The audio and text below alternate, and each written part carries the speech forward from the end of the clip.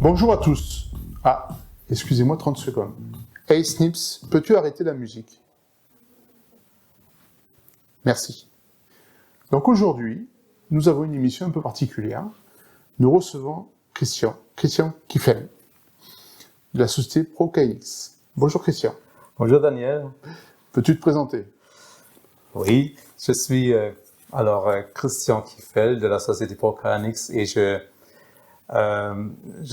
une particularité, je suis allemand et voilà, nobody is perfect, mais je suis marié avec une Française parce que j'aime beaucoup la France, j'aime beaucoup les Français et voilà, je suis déménagé en France en 2000 déjà pour apprécier ce pays.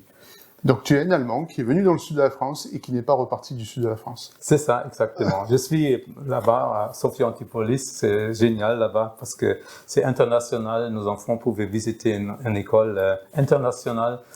Et oui, à partir de 2007, après, j'ai commencé avec ma propre entreprise. C'est ça. Aujourd'hui, tu es venu nous présenter ton entreprise et ce que tu fais. Donc, voilà. Une entreprise, ProKNX, c'est ça? Quel est l'objet de cette entreprise? Alors, j'ai commencé avec la domotique ici en France et j'étais assez rapidement membre de l'association KNX, c'est-à-dire je suis fabricant pour les produits KNX parce que KNX pour moi c'était exceptionnel, il y a 400 fabricants avec plus que 7000 produits qui sont vraiment compatibles. C'est une chose qui est extraordinaire pour moi parce que avec une petite entreprise, quand tu commences avec un produit, tu peux baser tout de suite avec tel produit qui sont compatibles. Donc en effet, tu as une TPE, une PME. C'est un PME, oui, c'est ça. Une PME, tu développes des produits compatibles, notamment sur KNX, mais pas que sur KNX. Hein. Ouais. Tu développes du logiciel et du service sur des solutions de serveurs. Tu vas nous expliquer un peu plus précisément ce que tu es venu nous présenter aujourd'hui. Le premier produit que j'ai développé, c'était une passerelle qui permettait de commander l'installation KNX avec le smartphone. Alors c'était justement dans l'époque 2009-2010 que les smartphones sont apparus avec iOS, avec Android. Et voilà, cette passerelle, elle permet de commander justement tout ce qui est configuré dans le KNX avec le smartphone. Ça, c'est de mon premier produit. C'est ça. Et aujourd'hui, tu viens avec un produit, nous présenter un produit très particulier. En 2016-2017, mon ami Jens Carstensen a été mon partenaire, est devenu mon partenaire, et on a fait plein de choses qu'on aimait beaucoup parce qu'on aime notre travail, on aime notre boulot. Alors on a commencé avec le contrôle vocal à l'époque. Le contrôle vocal, c'était connu avec Google et avec Alexa et Siri. Et voilà, en 2017, on a lancé le premier produit qui était compatible KNX et certifié de Google sur le marché. D'accord. Et donc, vous avez travaillé sur cette commande vocale et vous avez essayé d'amener quelque chose de plus de ce qui existe aujourd'hui sur le marché avec Alexa, Google Home. Sur quoi vous avez travaillé? Qu'est-ce qui a été votre réflexion?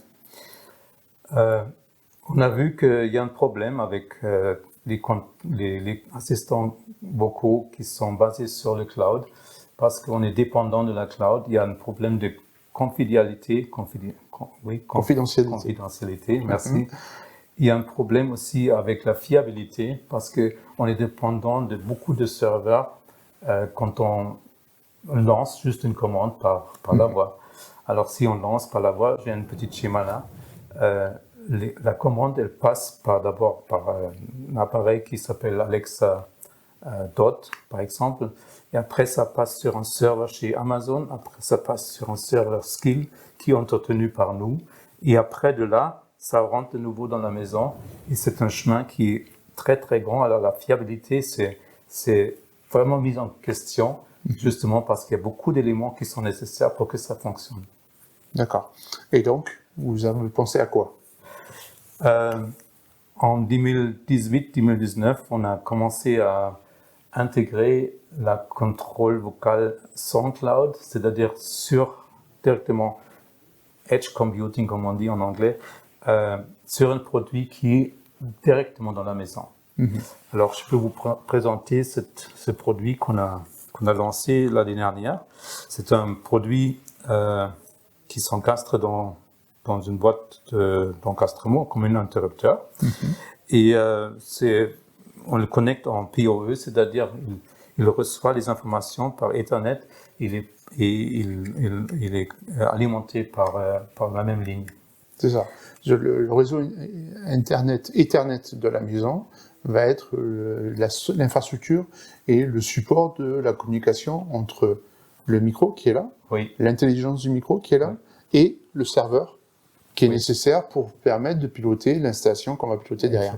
Alors on parle de KNX bien sûr, mais ça peut être aussi d'autres installations. Tu nous feras une petite démonstration avec du matériel de chez IKEA notamment. Oui. Alors on est vraiment compatible avec beaucoup de systèmes. Déjà en KNX, on peut utiliser aussi d'autres serveurs, pas seulement le nôtre. On peut utiliser le Young Smart Laser Server par exemple, ou on est aussi dans le Proof of Concept avec Haga, avec la Domovea. Il y a Basalt qui va venir certainement aussi, et il y a Jira, le X1 et le Home Server. Alors il y a beaucoup de serveurs qui sont déjà pris en compte par notre assistant vocal. Pourquoi on se base sur ce serveur? C'est parce qu'on fait déjà une configuration sur tout le bâtiment avec les noms des pièces, avec les noms des fonctions, et tout ça c'est lu par notre assistant vocal pour qu'on puisse après utiliser exactement ces mots-là qui sont configurés là. D'accord. L'assistant vocal, il a un nom?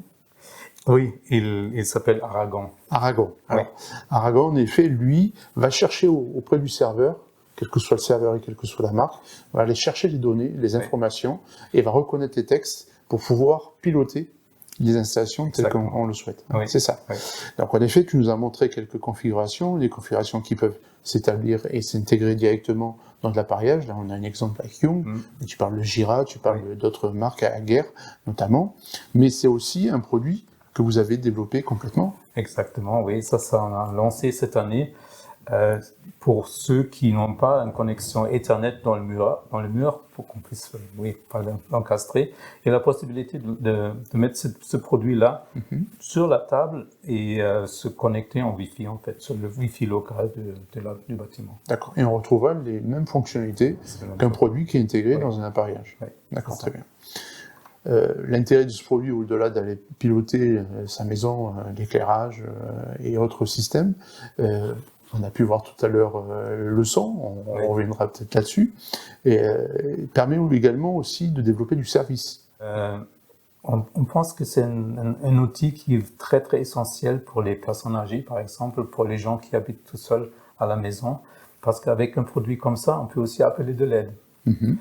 On peut l'appeler activement quand il y a quelque chose qui s'est passé, mais on a aussi en plus maintenant mis en place un système qui enregistre tout ce qui se passe dans la maison. Comme on a déjà la connexion avec toutes les lumières, avec le chauffage, avec les volets, on sait ce qui se passe dans la maison, on peut enregistrer ça. Alors juste pour préciser, quand tu dis tout ce qui se passe, c'est tous les éléments techniques qui sont activés ou réactivés à travers l'éclairage d'une installation domotique, on va dire, KNX notamment. En fait, vous enregistrez toutes les actions qui sont réalisées et ça permet d'identifier le comportement de l'installation et donc de la personne dans le bâtiment. C'est ça, c'est exactement ça. Toi, tu peux le dire beaucoup mieux que moi.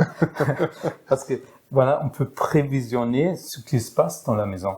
Alors, si le comportement de la personne qui vit maintenant toute seule dans la maison ne correspond pas à ça qu'on a enregistré, on peut aussi demander à la personne, « Hey, est-ce qu'il y a un problème? Est-ce que tu as besoin de l'aide ?» Et là, la personne elle peut répondre de nouveau oui ou non, ou s'il n'y a pas de réponse, on peut appeler de l'aide aussi. D'accord, très bien. C'est pas quelque chose d'intrusif. Hein, c'est plutôt un assistant. On va valider ou non un problème ou un problème de comportement. La personne est complètement autonome dans sa maison et pourra dire non, c'est bon, il n'y a pas de souci, enfin, pour rassurer tout le monde. Et on ne va pas lancer des alarmes, on va éviter de lancer des alarmes qui sont en fait de fausses alarmes. C'est ça. Tu nous as amené une valise avec du matériel pour faire une petite démonstration. Oui, pour montrer un peu aussi la compatibilité avec d'autres systèmes. Ici, c'est une installation avec les produits de chez IKEA. C'est une passerelle qui fait une bridge entre IP et Zigbee. Et ce sont des ampoules connectées de chez IKEA. Alors, on peut le commander, bien sûr, aussi avec l'interrupteur tout bête. Voilà, on peut allumer, éteindre la lumière. Mais on peut le faire aussi avec le contrôle vocal. Je peux dire, par exemple, « Hey Snips, allume le plafonnier ». Et voilà, je peux demander aussi « Hey Snips, mets le table sur 50%. Hey Snips, augmente la luminosité. Hey Snips, éteins les lumières. »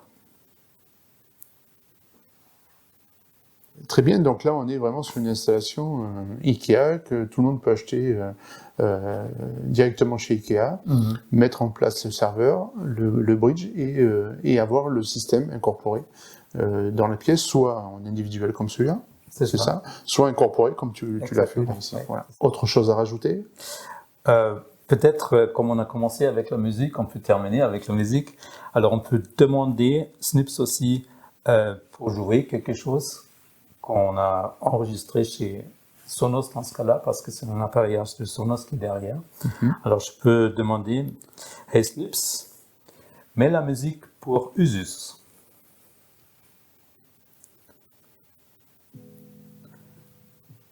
Hey Snips, plus fort.